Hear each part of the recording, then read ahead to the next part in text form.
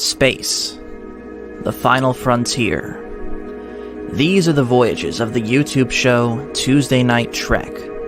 Its mission, to catalog every piece of Star Trek media, to keep alive the spirit of Gene Roddenberry, to boldly go where no YouTube show has gone before. Hello and welcome back to Fandomology, where fandoms collide.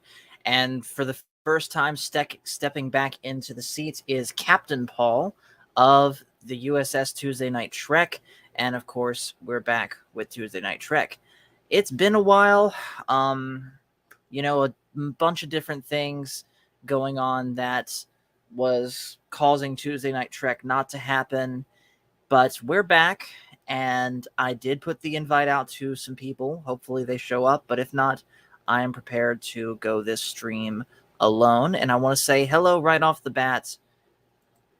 Hold up a second. There it is. Hello to Crit of Everest Productions. Thanks for joining. So, things are a little sluggish on my end. This is odd.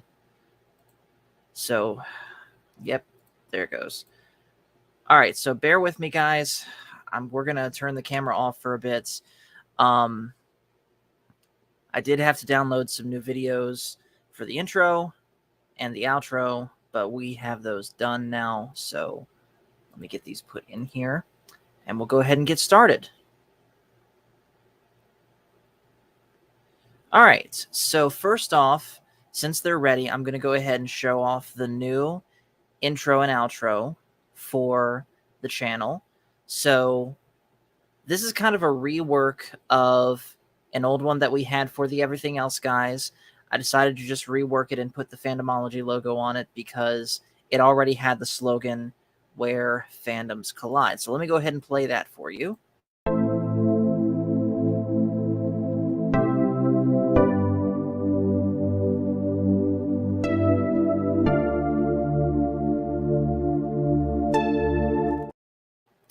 All right. Hope y'all like that. I think my internet stuff cleared up. And here is the new outro, which you will, of course, see at the very end. So check this out.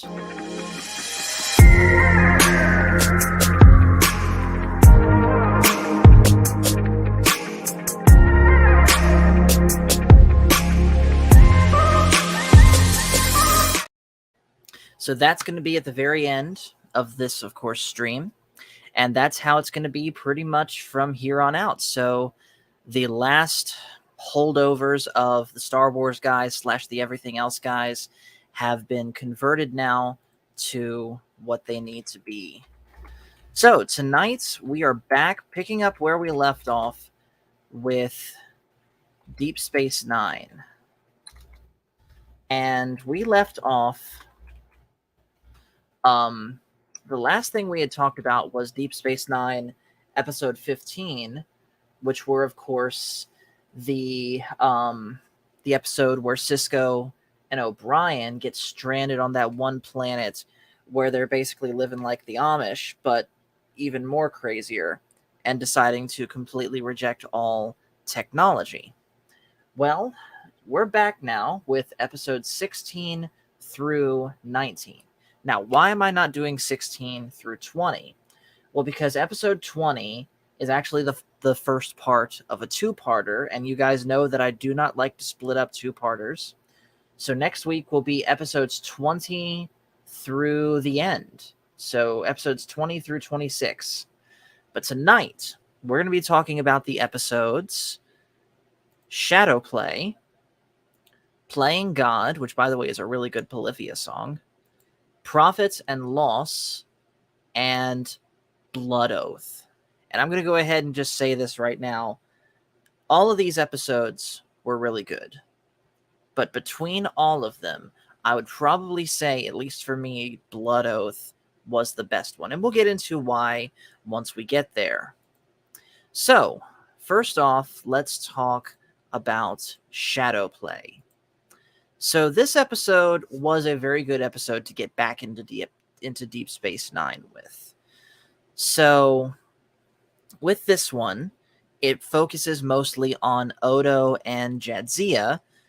Of course, for those that remember the older Tuesday Night Treks that we had talking about Deep Space Nine, Odo is my favorite character. And Jadzia is certainly an interesting character too. In fact, I almost want to say that she and Dr. Bashir are tied for my second favorite character behind Odo. And so having the two of them work together was a treat. And then there was this interesting subplot where we have Major Kira falling in love with a priest of the prophets. And of course, Sisko, I mean, Sisko in this one has an interesting plot with his son where he convinces Jake to get a job, and he becomes Chief O'Brien's apprentice, thinking that his son's desire is to join Starfleet, when really it isn't. He wants to find out what he's good with. So that was kind of like this. There was like three different plots. There was Jake and Sisko sort of resolving how Jake really isn't into the idea of joining Starfleet. He wants to go off and do his own thing. There was Major Kira, who realized that she was visited by this one priest, kind of as a setup from Quark, who was using that to distract Major Kira so that he could enforce gambling debts on this other priest. And then the main story was with Odo and Kira on this one planet, I believe in the Gamma Quadrant. Yes, the Gamma Quadrant. And there's Phil, always talking about having my pillows fluffed to military standards. I legitimately cannot wait until I am able to have this set up in a whole different space where my bed's not behind me. That way, no one has to make a big deal about my pillows anymore. But anyways,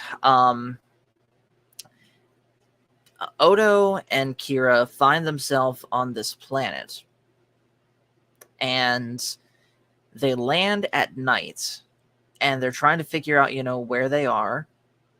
And this planet is peculiar because they had detected a certain unusual amount of Omicron particles. And so they happen upon this random village where there's this weird device just set up in the middle of the town square, just randomly. And they get found out by the villagers there. And the villagers have this one really, really weird problem where just completely randomly, people from their village just start disappearing, just like that. And it's really freaking the villagers out. And the village elder, the man who founded the village, asks them to help solve that crisis. So, of course, Kira and Odo do that by, of course, going around and talking to the different people, trying to figure out, hey, when was the last time you saw this person?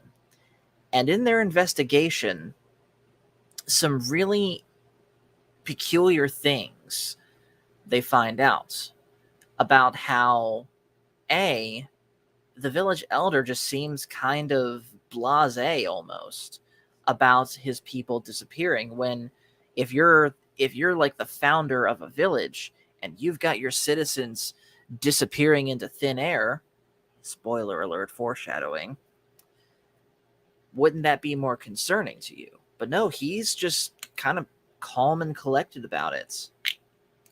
Hold on one sec. Gotta hydrate for the gym tomorrow.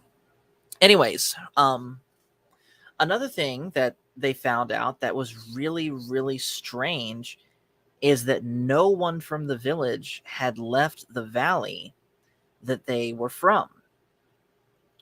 And so There's also this really nice scene, though, and to me, this is another part where Odo absolutely shines in this show.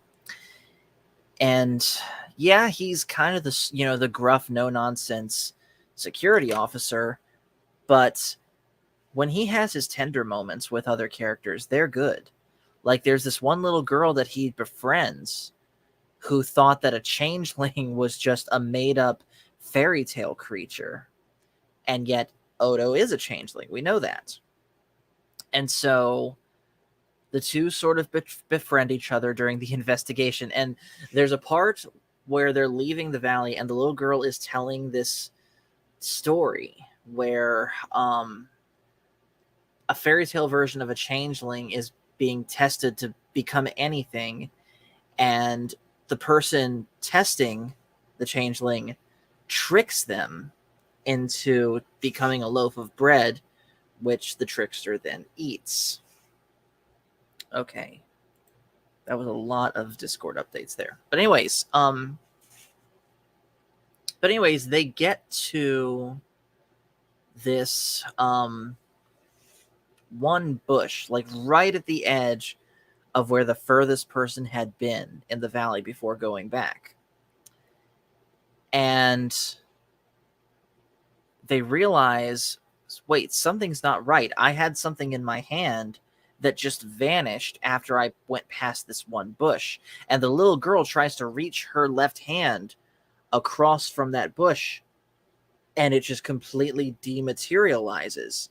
Yet when she pulls back, her hand is fine again. Which means that everyone in the village is not real. Everyone in the village is a hologram.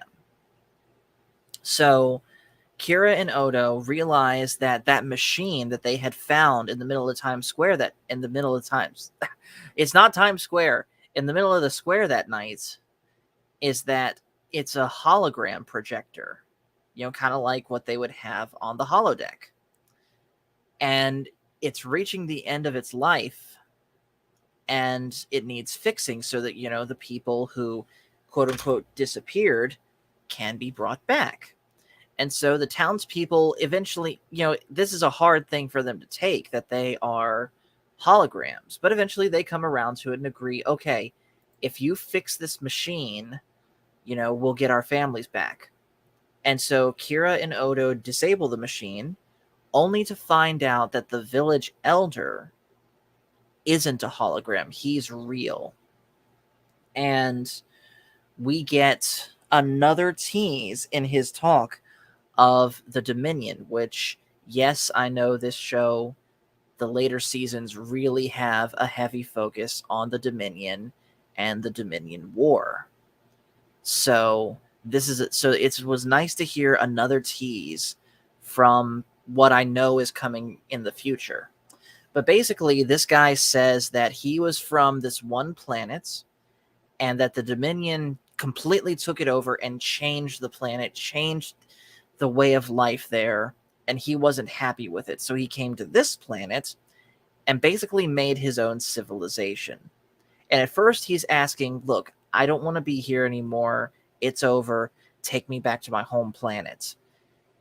And surprisingly, Kira and Odo argue against doing that, saying, no, we're going to fix this machine and turn these people back on, because yes, they're holograms, but in your mind and in my mind, they are real. They may not be true natural life like we know it, but a hologram has essentially created a life of its own, wants and desires of its own that deserve to continue. And so eventually the old guy comes around and they fix the machine, and voila, everyone that disappeared came back. And so that's the end of the episode. I definitely enjoyed this. And of course, we got to give it a ranking out of 5. So I'm giving this one a good 4.5. This was an enjoyable episode. Which leads right into the next one, which is Playing God. So this one we learn a little bit more. Actually, this is 2 episodes really in this block, this one and Blood Oath, where we learn more about Trill culture, of course, in the form of Jadzia. So, Jadzia is hosting another member of her race, an unjoined Trill, who has been selected as a possible candidate for future joining with one of the symbiotes. So basically, I think there's like 100,000 different candidates, but only 300 different symbiotes that can be joined with them at the time. And the process of choosing is like really, really strict. Just the tiniest little discrepancy can completely disqualify you from it. So let me see. I believe the guy's name was Arjun. Yes. And by the way, yes, I am looking this. Yes, I do have Memory Alpha pulled up as a bit of a backup for me. But Arjun is the candidate that was assigned to Jadzia. And it was really funny at first because Dr. Bashir is talking to this guy as they're departing their transport. And Arjun is talking about how strict and tough and incredibly hard to please Dax had been. And I use the term Dax because it was all the other Daxes before Jadzia that, that would be strict. And so he didn't know, he was like terrified that he was going to be stuck with Jadzia, only to find Jadzia, of course, at Quark's bar, playing a gambling game with Quark and his compatriots. So the two are paired up and they go for their first flight through the wormhole. But on the way back, they pick up this, what they call it at the time, space seaweed, that caused some damage to one of the nacelles of their runabout. And so they bring it in, and come to find out, this thing is the very, very earliest stages of a brand new universe. And it's going to keep growing and expanding. And as it expands, it's going to basically displace our universe and ultimately destroy it. So what they need to do is figure out some way to contain it, at least in the short term, while they figure out what to do with it long term. And at first, the idea is to make it so that the universe will self-destruct itself. But after doing further tests, Jadzia figures out, oh no, we can't do that because I'm picking up traces of life in this. And of course, that Starfleet isn't going to wantonly destroy any form of life, at least not without any other choice possible.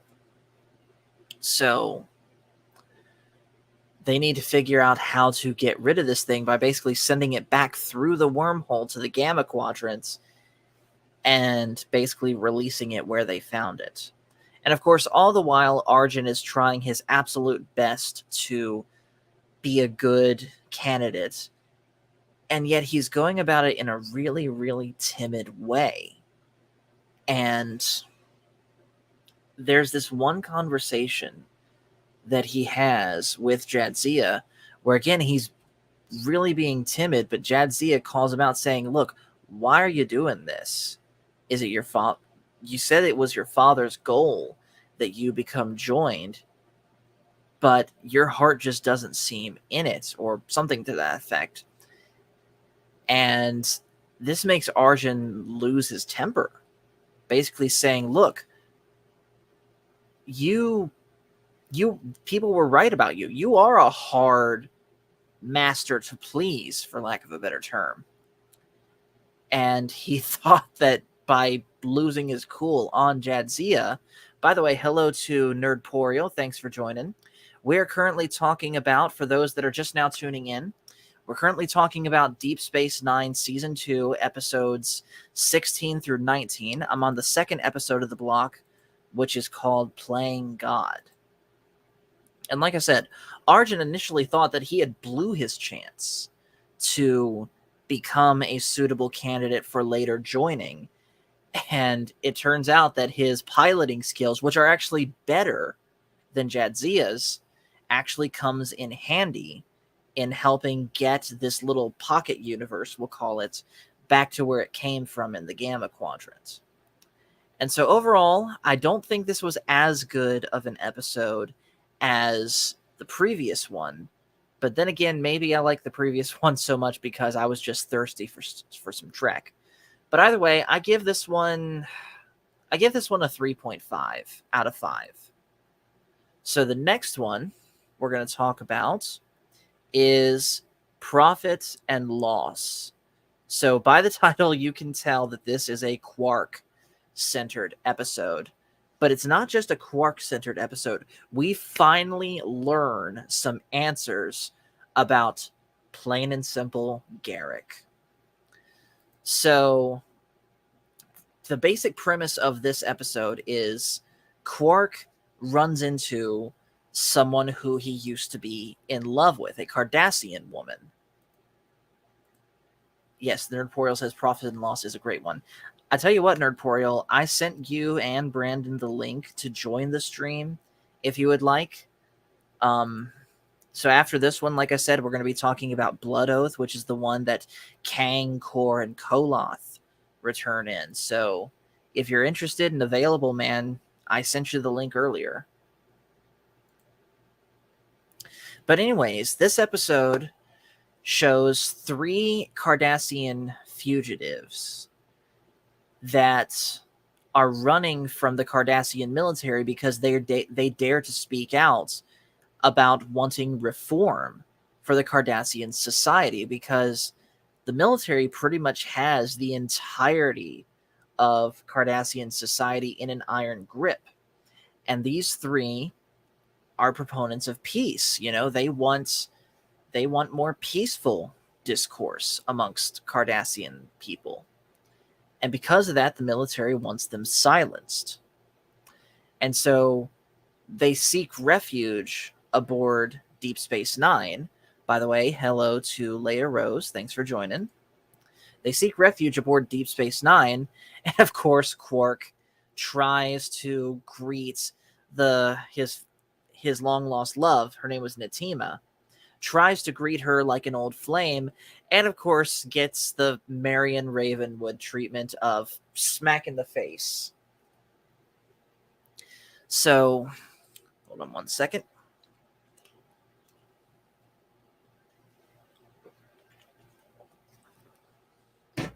So anyways, the whole episode features Quark trying to win back over Natima. And it's just not working at all. Like, she is committed. No, you are a past point in my life. By the way, we have a guest now, and I haven't said this in a long time, but I'm going to say it now. Attention, everyone. Admiral on deck. What's up, man? How you doing? I haven't gone by that in a long time. I know. I had to do it for you, though.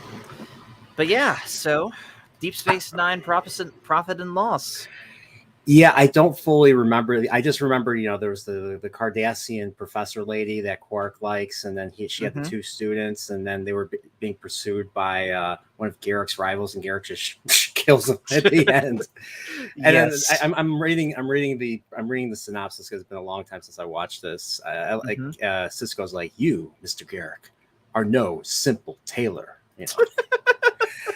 And of course, I channeled my Avery Brooks in pretty well. Avery Brooks is he's awesome. That's how he acts in real life. His way he acts, that's how he talks in real life. Yeah, in a rhythm, he does to the point where he actually impressed Shatner. Because I don't know if you know, there's Mr. Shatner did a documentary called The Captains, where he went and interviewed. This was like 2016 or 2015. Or maybe even earlier, but he interviewed Patrick Stewart, to a great depth. He did Avery Brooks. That was a great one. Avery Brooks is playing the piano. He's just kind of like in his own world, in his own zone, playing while Shatner's trying to talk to him and interview him. And then of course Kate Mulgrew. Yeah. The guy that plays Archer. Scott Bakula. Scott Bakula was a pretty cool conversation, and of course he got Chris Pine, and Chris Pine is like, hey, he's challenging him to arm wrestling because he's the other Captain Kirk, and everything. So, of course, but that was I thought the Avery Brooks segment was my absolute favorite of that documentary. Right, and of course Phil says hello to you, and he thinks for whatever reason you're an Amish guy. I don't see any message. Who is this Phil? I don't think this Phil exists. That is true. And he doesn't, by the way, totally have a channel called Release McCracken that I'm reviewing the Kiss discography with. But anyways, nice. Before we continue on, do you remember much about the 2 episodes that came before Profit and Loss, that being Shadow Play and Playing God? No. I'd have to look into it. I've seen the episodes multiple times, but this is over the course of several years. So it's been a while. It's been a while since I've watched these episodes. Because of Picard season 3, I actually rewatched a bunch of Dominion episodes because let's be honest, and I hate to bring this up on your Deep Space Nine channel. It's fine. It's fine. Picard season 3 ruins the Dominion, or ruins the shapeshifters. Like, it makes them look stupid. Whereas you've seen, I don't even think you've even gotten this far yet, but let's just say the end of this season and the beginning of next season is insane. Like, they introduce a great antagonist to this. And these guys are like, you think the Federation's really smart. You think the Cardassian Obsidian Order is really smart. I don't even know if you even gotten that far to Obsidian Order yet. That's The Wire. The Wire. That's a great episode. The Wire. Yeah, is that in next week's block? Let me see. I believe so. It's episode 22, 23. It's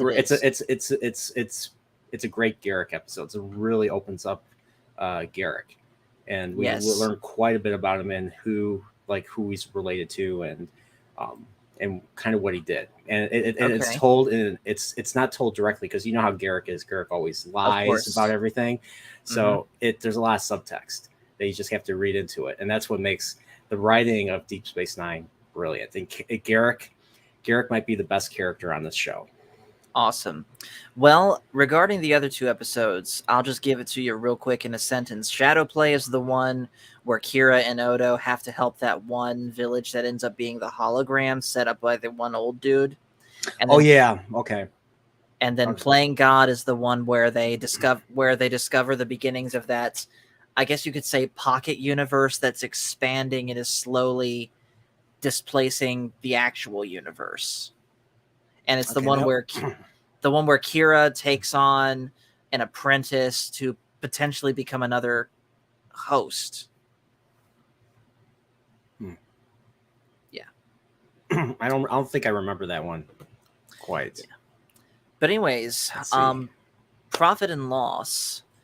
I really liked this one because we got to see more of a side of Quark that we didn't really get to see before, of what is he like when he legitimately, unconditionally cares for someone? Because all the interactions that we've ever had with him and the other characters, he's just the sniveling little coward that's just looking to maintain his own self-interests. But what if he was like madly in love with someone? What lengths would he go to try and get that person back? And on top of that, we get the first little hints at Garak's past life when he was actually a part of the Cardassian military. Oh yeah, this is where Quark really starts to shine, in my opinion. Like, Quark is one of my favorite characters, and you would say, I guess you could say he's a gray character, but I mean, from here going forward, he gets fleshed out. he becomes more and more likable, even when he acts like a jerk to Rom, and those are always hilarious, especially when he underpays Rom or always mistreats him or doesn't even but you going forward, he actually loves his family, loves Rom, and there's a point where he is suffering and he's telling he's not, let's just say Nog is in a position. Nog's in a messed up position, and Quark kind of gives him a realistic talking to, and of course, it's one of the few times Quark's in an action situation or in like a dangerous action situation. Right. But it's he really shines, and I love and I just think Armin Shimmerman just completely nails it as Quark. And just like I have nothing but respect for the actor, especially the fact that he had to wear that makeup 12 to 13, 14 hours a day, every day they were shooting. So like he like there's a video, Regis and Kathy Lee, 1994, I think. He attended that in makeup. He attended that episode, that screening in makeup. But then he came back later on when he was able to have it taken off. So he was doing that like in the middle of being on Deep Space Nine and all that. So right. Same with that Rene Auberjonois, wearing that imperfect. Yeah. But of course, we got to also shout out Mr. Andrew George Robinson playing Garak, because this is probably, and keep in mind, I haven't seen much of him up to this point. This is probably my favorite stuff with Garak so far. Seeing how he is the one that initially sells out that Natima and her students are there on Deep Space Nine to the Cardassian military. Yeah. And he's tempted by someone who is his former comrade. Hey, do this final job and we'll consider bringing you back so you don't have to be a plain and simple tailor anymore. But when push comes to shove, he realizes, oh crap, these guys had never intended to fulfill their part of the deal, so I'm just going to kill this guy and let them escape. And again, he does it you already said it. He does it in that way where he's never truly letting on with the truth. Yeah, exactly.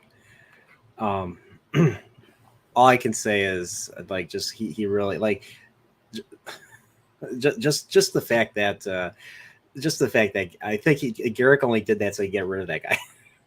Yeah, I mean, I'm sure Let's just say there's a situation where they call in a much later season where they let's just say a person who I won't say enlists Garak into helping solve a problem, and let's just say he does things the unorthodox way to the point where he does something and they're like, why the hell did you do that? He's like, this is what you wanted. This is what you wanted.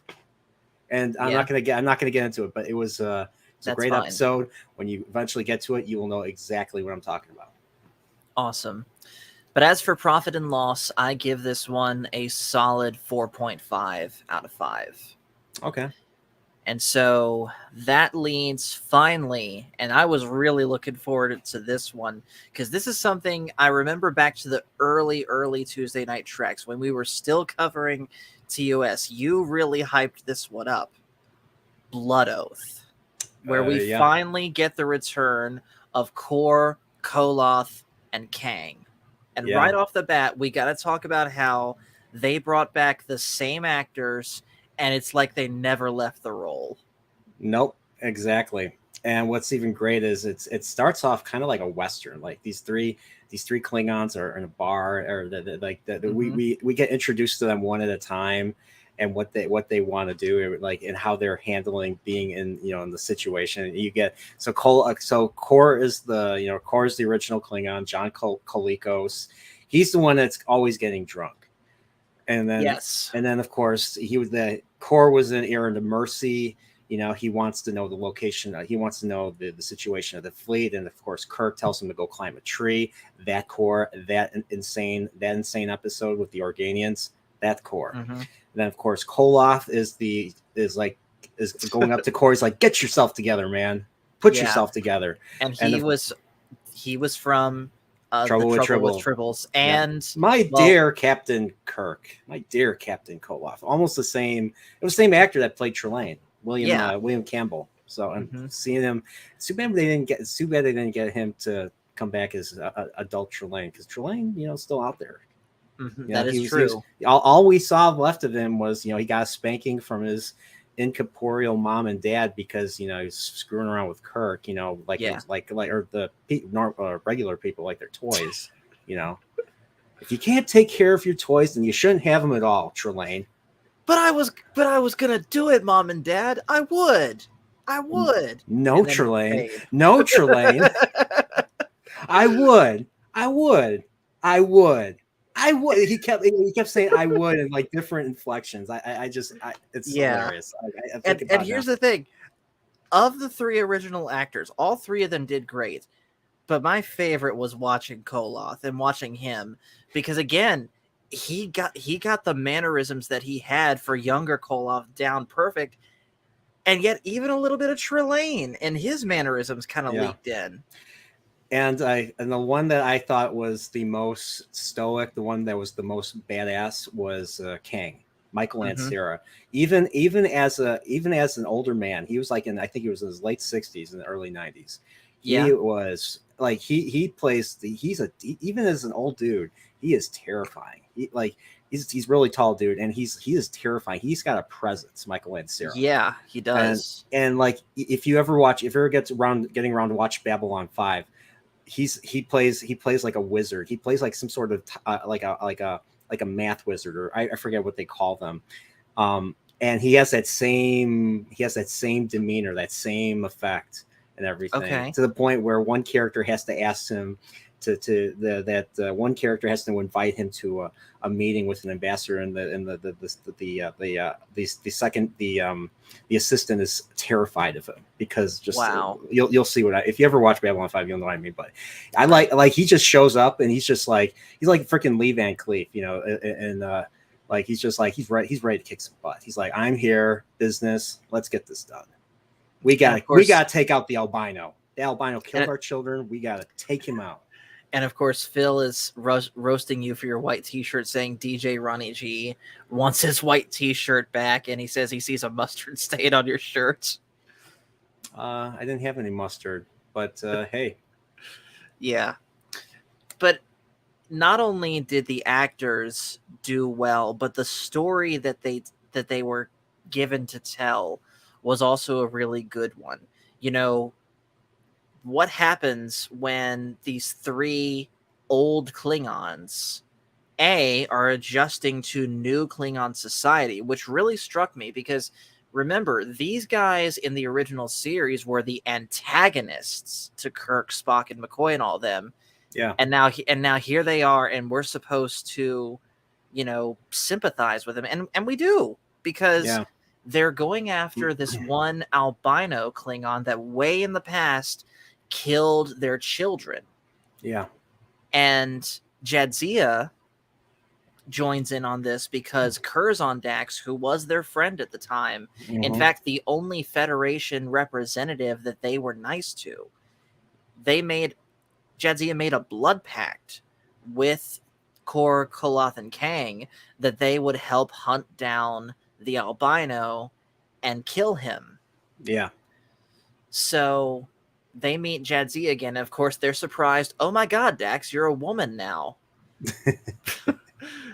And, at first, Kor's all for it because, like I said, he's drunk half the time. Yeah. But Koloth and Kang are kind of dubious about bringing along Jadzia on this mission because Koloth thinks that, really both of them think that because she isn't truly a Klingon, she's just going to be a liability.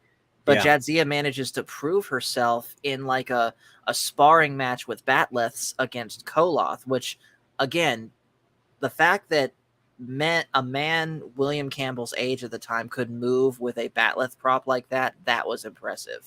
Was that him or was that a stunt guy? I forget. I haven't heard for sure, so I'm going to assume it was him. Okay. If not, they made it look convincing.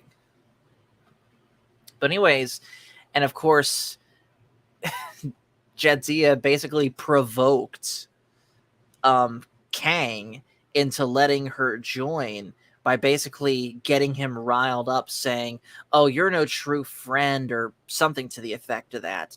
"You're dishonoring me by not respecting my honor to you," things like that. But of course, Cisco is completely not cool with this because in his mind, all they're doing is murdering someone. And by the way, hello to my friend and coworker, Tyler Gamble, who says the only Star Trek thing I know, live long and prosper, indeed. And funny enough, I know everyone thinks beam me up, Scotty is a thing. They never say that. No. Beam me up. That's like, it's not Luke, I am your father. It's no, I am your father. Exactly. It's like a Mandela effect, I believe it is. Yeah. Yeah, you hear Scotty beam me up, but you never hear, beam me up Scotty. Like that's exactly. Who talks like that, honestly. Oh, but yeah, this episode, like Cisco telling Jadzia, like, I'm not for this, is like, it's almost reminds me of like when Worf was like, I want leave to go and fight with my brother in the Civil War, and Picard's like, in Redemption, and Picard's like, no, we have duties, you have duties, Mr. Worf, and he's like, okay, fine, then I quit. I resign my commission as a Starfleet officer. So yeah. And then, of course, there was the one, and there was another Worf moment with in Reunion when he according to Klingon law, he has the right of vengeance, and that's when he goes and he kills Duras for murdering Kalar, the mother of his mother of his son Alexander and everything. So, which that was a brutal scene. It was indeed. But yeah, it just like that. But just like that, it kind of drew me back to those moments. But yeah, like I loved, like especially them taking out the, them going and taking out the compound and everything in this that episode. Was fun. That was fun. Yeah, the only one that lived through this was Kor. Oh, and by the way, a certain mutual friend has shown up. What's up, Whoopa? But there is also another wrinkle to this story that I found really interesting, specifically that it comes from Kang. And that is the fact that at least the original intent was that this would basically be a suicide mission for the three older Klingons because, what's the greatest way that a Klingon can die? In battle. Yeah, exactly. In battle. Today is a good day to die. And so the idea was basically that Kor, Koloth, and Kang would go into this fight knowing they have no chance of winning, but they were going to go in, raise hell, and hopefully die in battle. And that's ultimately why Kang and Koloth did not want Jadzia to go along, because why should you have to die for us? But that just proves how strong of a friendship Dax, and I didn't say Jadzia, I said Dax, had with the three Klingons, because earlier in the episode, Kang said it, you, Jadzia Dax, are not held to the same bonds that Curzon Dax was. But Jadzia's like, no, I still feel the need to do this. In a past life, but I still made this promise to you that I need to keep. Until eventually they get to where the albino Klingon is, and it's a really hard battle with him and his guards. And I was really sad at this, but Koloth and Kang die. Yeah. I was especially in Koloth's case, because he kind of went down like that. Whereas Kang got the I'm guessing Kang had the most emotional stakes in this fight. That's why Kang was the one that delivered the final blow. I have to rewatch this because I know like Curzon's was the godfather of Kang's son. But I think Koloff and Kor also had firstborn. I think it was firstborn sons, if I remember correctly. Yes. So, but it seemed like Kang had the most emotional stakes out of the three. I forget why that is. Yeah, I don't believe they mentioned it either. But anyways, I was kind of sad to see these two characters go because, again, the last time I'd seen them, they were the bad guys, and now here I am, sad that they're dying because I would have liked to see what other adventures they were going to get up to in this new time period. Yeah, and I do know that Kor survives, and we will see him again. Yeah, we see him 2 more times, season 4 and season 7. But I am still sad that we don't get to see Koloth and Kang with him anymore. Because, like, True. Seeing Worf, I know he's coming in later seasons. Yeah. Seeing Worf interact with those two, I think would have been a treat. I agree. Actually, that was the shame of this whole thing. But this isn't the last we see of old Kang. We see Kang again. Really? Yeah, Star Trek Voyager season 3 flashback. That's the episode. Oh, it was the okay. So Deep Space Nine did a 30th anniversary tribute to the original series, and Voyager did its 30th anniversary tribute. So what Voyager did was they went back to the era of Star Trek 6. Okay. So we're on board. We're on board the Excelsior. So they brought back, Yeoman Rand, Grace Lee Whitney. She had a bigger role, of course. George Takei as Captain Sulu. I don't think it works like that, Tyler. Horcrux. What does a Horcrux have to do with? I mean, I've read Harry Potter. I know what a Horcrux is. So yeah, that's his area of expertise, Tyler. He's the Harry Potter expert. And Whoopa says that Mr. Poriel is an encyclopedia of knowledge. I still have a lot to learn. But yeah. Thank you. But yeah, we see Kang. So they're on their way to, and remember in Star Trek 6, the Captain Sulu decides, is like, do you have hearing problems, Lieutenant? You didn't hear that transmission. It's there's been interference because they're telling them to go back, whereas, they decide to meet up with Kirk, at Khitomer.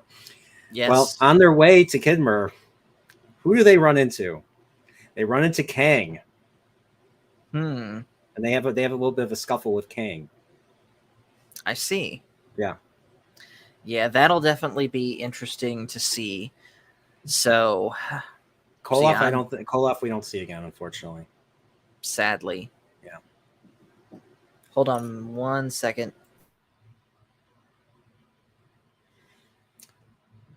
Sorry, my grandmother had to ask what time I go to work. But yeah, this episode was really good. But aside from Kang and Koloth dying, I would say the one negative thing that I don't like about this episode is just that it ends, after the battle, after Koloth and Kang are dead, and the albino's dead, and Kor survives, though he's wounded. Yeah. Is that Jadzia just kind of goes back to her job as if it's nothing. And yes, Sisko is staring daggers at her, but nothing comes of it. No. It's just, it's the beauty of episodic TV. I mean, as far as I'm concerned, it's something that I can easily forgive. Right. Because that's kind of how shows were.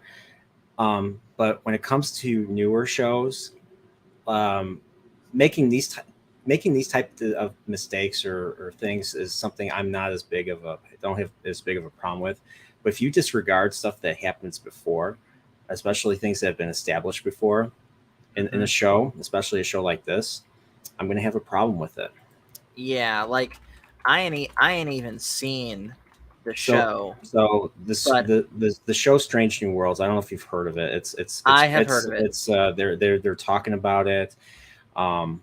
It's supposed to take place after the Cage and before the original series, on board the Yeah. Enterprise under Captain Pike, but they disregard the Cage.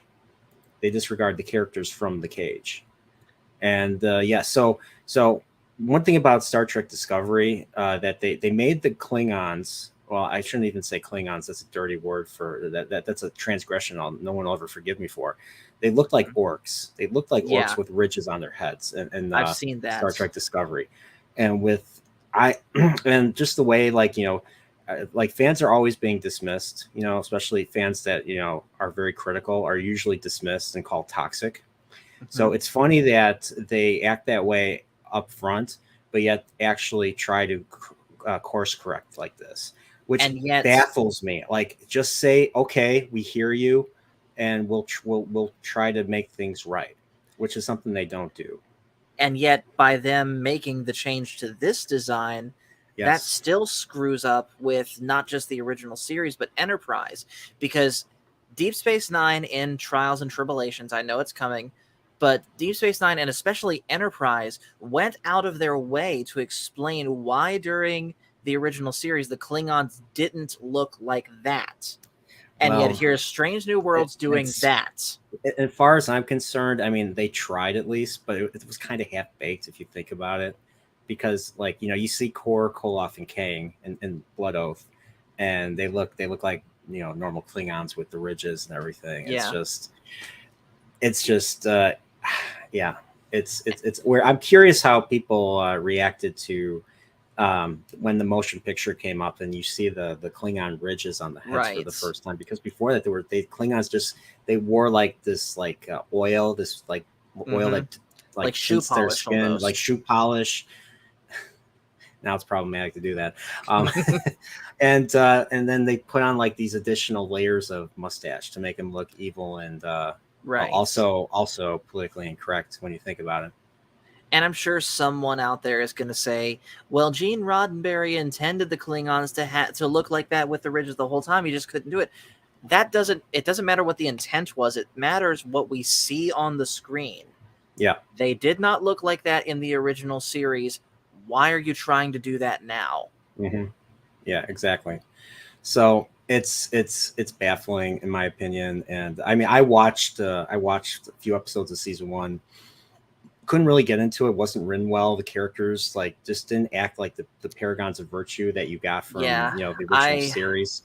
And I heard that Pike's relation with his bridge officers is more like a high school teacher than it is a captain.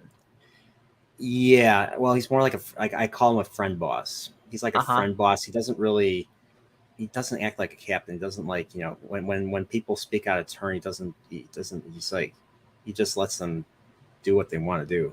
Let them say what they want to say. Yeah, it sounds very different from the guy that was thinking about outright quitting Starfleet because he was tired of having to make the tough decisions, who lives and who dies. Yeah, and then they completely what really got me was them announcing the characters in this show. They completely disregarded Dr. Boyce. Like, Dr. Boyce is like Captain Pike's friend, kind of like the way McCoy is friends with Kirk. I mean, Boyce is basically the original McCoy. But they completely disregarded Dr. Boyce. They don't even mention him. Like, he's a very important character. He's a very important character in the Cage, and it's just and then they made this. I don't think you remember Dr. Mabanga, right? From for 2 episodes of the original series. Well, for some reason, they made him the chief medical officer in Strange New Worlds that takes place before the original series. So my question is, where the hell are they going with that? Is McCoy going to take over the role of chief medical officer because of his privilege? It's so stupid. Where I think they're going with that, and I cannot support it. Yeah, I definitely sympathize. I still have not seen even just seeing other people's reactions to it. Nothing, and I mean nothing, of New Trek even remotely interests me outside of maybe still the JJ movies, but I'm not expecting much from those. I mean, it's just if you're expecting like, you know, consistency and Pew respect pew pew to, pew pew pew pew is what I'm expecting. not even even that's terrible. Like choreography and it's, Mhm.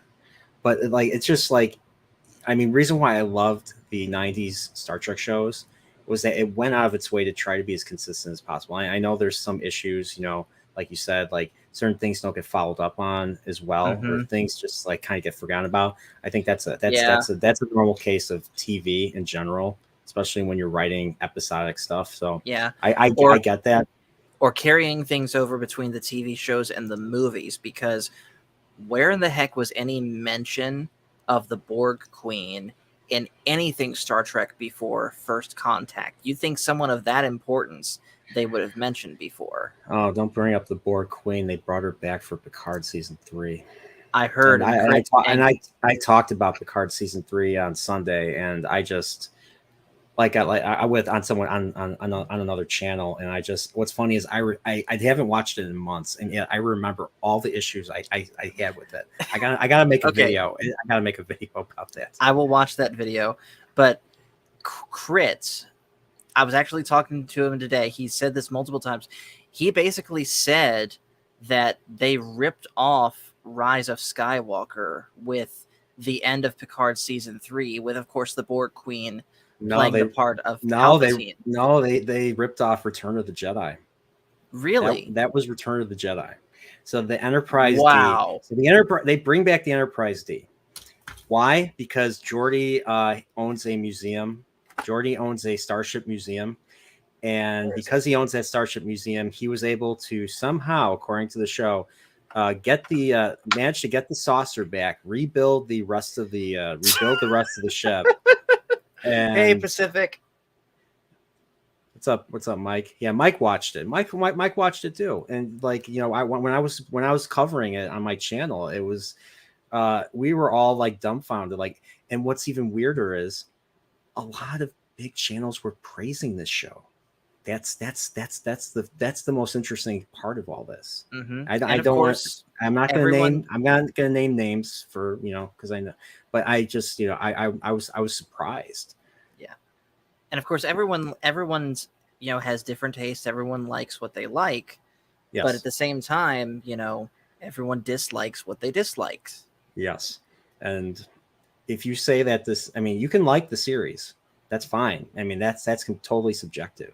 But you cannot tell me that season 3 of Picard is a good show, because it's not. I've seen better written shows than that. I've seen better modern shows than that. I believe you. So, but like I said, it was Return of the Jedi. Like they go, and the thing is, there was no reason for them to be like the Borg Queen won basically. Like she took over every. I'm gonna say this. She took over every starship. Good. So Picard and Beverly have a son. They gave birth to a son after Star Trek Nemesis, despite the fact that they're both very old. They're both very old at that point. So I didn't buy it. And plus the actor, you ever seen the movie Aragon? No. The actor that plays the son is the actor that plays Aragon in Aragon. So, and we find out that because he's the son of Picard, he has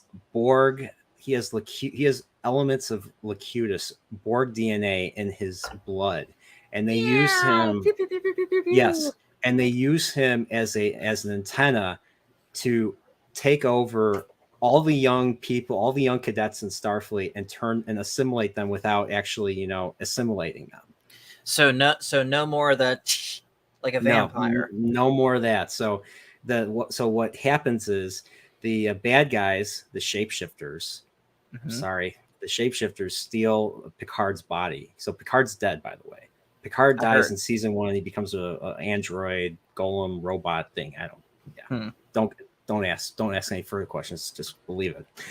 And he has the DNA.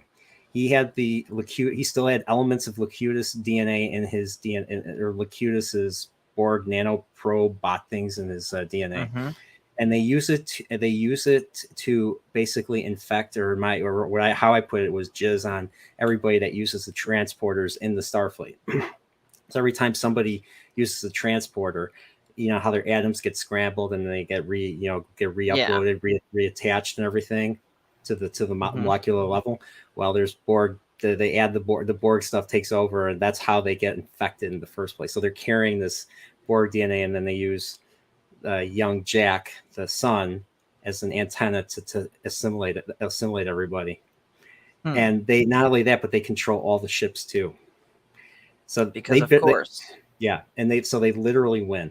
But the Borg Queen decides, you know what, I am going to gloat at you, Jean-Luc, and so she lets them on board the Borg cube, because the Borg cube was shielded, like there's no way to get in. She just lets them in, and then they take her out. They take her out. Picard, Riker, and Worf are fighting like the two Borg in the entire cube. Hold on, time out for a sec. Is this the same Borg Queen as what was in First Contact? Because if so, it's the same Borg Queen. I don't understand the Borg Queen. Maybe Mike can understand it better, because I think in 3-dimensional terms, according to First Contact. I'm assuming it's the same Borg Queen. I don't know, because the Borg Queen has died multiple times. So seeing her die in Picard didn't do anything for me. I was like, I've seen her die before. I'm guessing this is her final death, you know. And yet there's still a Borg Queen in the whoever the heck Jurati is. Yeah, that too. The Borg Queen appears in First Contact, also appears in Voyager. Several times. Is actually part of the Voyager finale. To spoil it, I won't say how. That's fine. And then she comes back in this. So we thought the shapeshifters were the main bads in Picard season 3, which made no sense. It's actually the Borg. It was actually the Borg the whole time, and we learned that till episode 9 out of 10. There were 8 episodes of them building to that. Of course. How would the shapeshifters? Now you haven't even gotten to the Dominion yet. I cannot imagine the shapeshifters working for the Borg. Could they be conquered by the Borg? Sure. Dominion could be conquered by the Borg. Who knows? I've seen theory videos about that, but I don't see the shapeshifters being easily controlled by the Borg. Like the Borg was controlling the lead shapeshifter woman. Like you ever see James Bond? Which one? The early ones, the ones with Spectre. Oh yeah. So you have the villain of the movie, and then the villain reports to the bigger bad, Blofeld. Yes. You don't see his face; he's rubbing the cat, and you did this, and he pushes a button and kills someone, kills someone in a weird way, because he's the bad guy. That was what I got. Like the lead shapeshifter reports to like some sort of floating demon-looking jelly head, which we thought was another shapeshifter, but I'm guessing that was the Borg Queen. But the thing is, the show never really stated who that was. And so it failed to connect the two. And it ended like Return of the Jedi. The Enterprise D goes in, has to take out that green antenna that's connecting all the bad guys, all the Borgs and everything, the ships and all that. The ships are all turning on everybody. Right. And so all the ships are literally trying to take out the space dock that has the shield around the entire planet. And it takes them forever to do that. Like every ship in the Starfleet is trying to destroy the space dock. Crit loved season 3. He loved it. Like I said, we were talking about it earlier, and he made his feelings. Cash and Phil made their feelings perfectly clear. Oh, I know Cash loved this show. I know Cash loved this show. He loves it as much as he loves seeing me play on easy mode. Yeah, nothing wrong with that. But anyways, though, kind of bringing it back from the dark side, we'll say, overall, these were some great episodes. I'm looking forward to some great stuff next week, next week we actually begin with the 2-parter about the Maquis. And then we also have The Wire, which you mentioned. We get the first taste of the Mirrorverse again in Deep Space Nine. And then we end with the finale of the Jem'Hadar. Jem'Hadar. That's Yep. That's the episode I'm talking about. Awesome. And let's just say that's actually part 1 of 3. Oh, wow. Yes. Okay. So that is I mean, it's its own episode, but it sets the stage for the rest of the series, and it's awesome. I'm looking forward to it. Well, dude, before we get out of here, is there anything coming up for your channel that you'd like to plug? I mean, I'm working. I mean, I have videos in mind that I want to complete, but I mean, I might be doing a stream tomorrow. I'm just trying to confirm it, a chill stream, and other than that, I mean, I'm probably going to be doing Wheel of Time again. I just finished the 3rd book, so I'm going to be reading the 4th book. I don't know. I don't know if you like Lord of the Rings, I think you'd like Wheel of Time. It's a very different type of story, though. I'll give it a shot. It starts off like Fellowship, but it gets it's totally different. Like, instead of orcs, you have Trollocs, and instead of there being a ring, the main character is actually the thing of interest that the bad guys want. So I mean, imagine you're working on a farm. You're in an isolated area, cut off from the rest of the world, kind of like the Shire, and all of a sudden these demon-looking things want to abduct you, and then you find out there's more to you than meets the eye, especially when you find out that you're actually your dad is actually not your dad. Your dad found you somewhere, and that you might be the savior of the world. Okay. To lead humanity in the final battle, kind of like in Revelation, that type of deal. So that's what the story is about. And then there's the main character, and then there's 2 other characters that are closely tied with him, and they are the ones that are really driving events of this world forward. I gotcha. And it's 14 books. I only read 3 books out, and there's 11 more. There's 14, and the author, Robert Jordan, passed away after he finished book 11. So they had to hire another author to finish the book series based on the notes that he wrote right before he died. Wow. So that's why people are always on George R. R. Martin, because he takes forever to write a book. And he's older, and they're worried that he's going to do what Robert Jordan actually did, unfortunately. I understand. So, well, that definitely sounds interesting. I will definitely check out Wheel of Time at some point. I heard Amazon made a show of it that was not well received. It was not well received. My friends have been covering it quite a bit. Prophet of the Dragon, Salty Traveling Sea, the White Cloaks.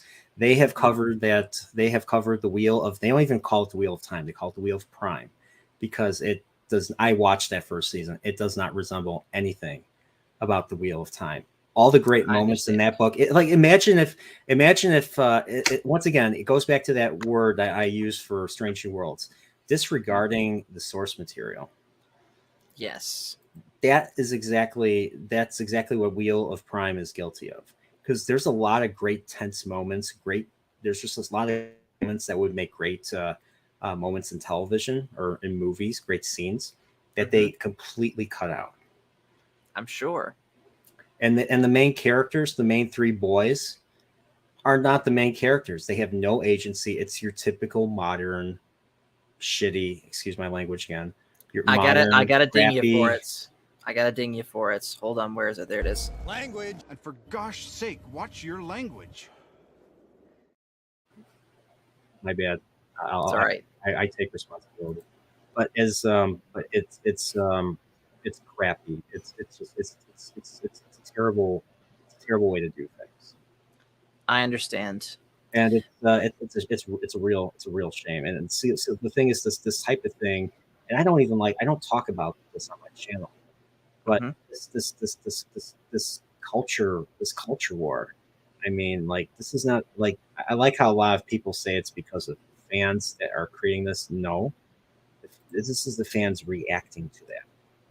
Right. Fans are reacting to this, and this is not something that's to be dismissed, because it could happen to something you like, unless you just like everything and you're like, oh, you don't think about it, and you're just like, oh, you're okay with this being changed and that being changed. then I think then you're then you're an unreliable person if you actually truly think that way, or you just don't want to deal with conflict. Right.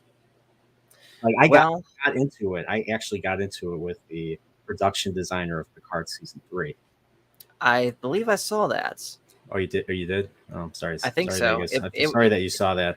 No, dude, It's I'm glad that you did it's because I just I don't know. I'm like, dude, I'm watching your show. Don't be a dick to me and everything. He's like, I'm not being a dick to you. I'm like, yeah, you are. And then he had all this. Well, he didn't have it. His all the people that followed him started, what they call it, brigading, where you just yeah. go on the offensive. I ignored all. As far as I'm concerned, they were all small fry. Yes, I ignored them all. Good job. Oh, by the way, before we go, have you finished Tears of the Kingdom? No, I beat the Wind Temple. And Okay. then I don't think I played anymore. I think I played a little bit more. I did some more exploration on the world. I just it's not a game that I makes me want to play it. It's Okay. I feel like I waste time. I feel like I waste too much time where I could be doing something else. I But then again, understand. that might be just me being old and being older, and Hmm. not wanting to play as many games. But I'm playing like I played Mega Man with Prophet of the Dragon's Son the last couple of Hmm. weeks, just playing some retro games and some Mario stuff with his other son. But it's just I don't like it's like you have to have too much time. It's for the youngsters who have too much time on their hands. The Tears of the Right. Kingdom, like I just and it doesn't interest me enough to want me. I mean, I'll probably play more of it eventually, but Hmm. I'd rather I don't know. I don't know. It's just games are getting too big now, and it's just I don't know. I like I like the way things used to be, but then again, that's part I of getting older. understand. Yep, I understand. Well, as far as things coming up on this channel, um, there will be another Batman Arkham Asylum stream this coming Thursday. Animation Friday is coming back with Transformers G1. And then Sunday, we're going to have another more topical stream like we did this past Sunday when we talked about can entertainment sometimes be overhated. I don't know what the topic yet is going to be for this coming Sunday, but I'm sure I will have something good cooked up. That's how I feel So, about the prequels sometimes, the overhated part. oh yeah, And then you think about it now, you're like, wow, we actually had it pretty good, because yeah, compared to how Star Wars is now. And then I remember how people like South Park made a whole episode just deriding Indiana Jones and the Kingdom of the Crystal Skull. And that now was a big example I used. you're going to get this Dial of Destiny movie, which I heard the spoilers for, and I won't say it here, but I'm like everything else before it. Like it's just the current Disney Lucasfilm Kathleen Kennedy Lucasfilm is just um, I can't take anything that comes out of that studio or production company seriously. I understand. Same with Secret Hideout and Star Trek, and now Hmm. with a lot of the stuff coming out of Amazon, because Amazon, unlike HBO, Amazon has very little experience making shows. Like HBO has been making shows for years. Like they really did. They hit it out of the park with the early seasons of Game of Thrones, and of Hmm. course making other quality shows like The Sopranos. And I'm trying to watch The Wire. The Wire is a tough one to get into, but all those shows. Amazon just can't make. I mean, there's some good shows on Amazon. I mean, there's Hmm. Reacher and there's the Terminal List. Those are the two. There, I think there might be a couple more that were good. I have to check, but those are the Right. two that I can think of that were good. That were really good. But their fantasy, like Wheel of Prime and Rings of Power, were just Hmm. terribly written by people that have very little experience writing. Writing compelling stories. Of course. Well, with that, I think we're going to go ahead and shut the stream down for the night. So, thank you. I know this was last minute, but thank you, Nerdporial, for coming in here and joining me. Would you be willing to come back next week? Next week I'll have to see what's going on with me. Tuesday, Okay. the weeks are tricky for me. So I gotcha, and that's perfectly fine. I'll maybe I can pop on for talking about the Jem'Hadar because I actually watched that recently because of Picard season 3. That's fine. That is perfectly fine. And The Wire. I think I could talk about The Wire too. The Wire was a very good episode. Okay. But anyways, for those watching, of course, thank you, Nerdporeal, for joining. Thank you guys so much for watching. Make sure to hit like and subscribe if you haven't already, and we will talk to you guys later.